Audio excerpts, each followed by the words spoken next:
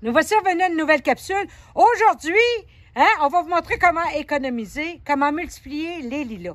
Tu sais, si dans ta parenté, ta soeur, ta mère, ta tante, n'importe qui, ta voisine, a un beau lilas, puis que ce lilas-là drageonne du bas, ça veut dire que vous voyez des repousses au bas, vous pouvez, à ce temps-ci de l'année, l'automne, en prélever pour faire chez vous un nouveau lilas. C'est bien facile. Voyez-vous le lilas qui est ici? On voit, bon, les lilas principales. Puis ici, on voit une branche qui a poussé. T'en-sois donc, copain, un peu. Il y a une branche ici qui a coupé, qui a poussé. T'en-sois un petit peu, mon petit copain, là. On va prélever cette branche-là, d'accord? C'est bien facile, avec une pelle ronde. On va aller le long du plan mer, puis on va aller donner un bon coup, comme ça. Puis on va aller le prélever. Il est à mon homme. Oh, il est bien. Regardez bien, vous allez me dire, bataille, je marche sacré à voler. Voyez-vous les petites racines qu'il y a ici?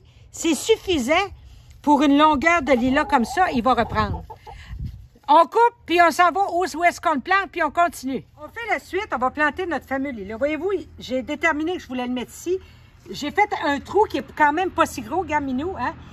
Puis j'ai brossé la terre pour avoir de la bonne terre. Si vous êtes dans la glaise, mettez de la bonne terre parce que le lilas n'aime pas tellement avoir le cul dans l'eau, comme on dit. On va rajouter de la mycorhize là-dedans. C'est quoi la mycorhize? C'est un champignon qui aide les nouvelles racines à se faire. Copain qui revient. Copain, tasse-toi un peu, mon homme. Bon, et voilà.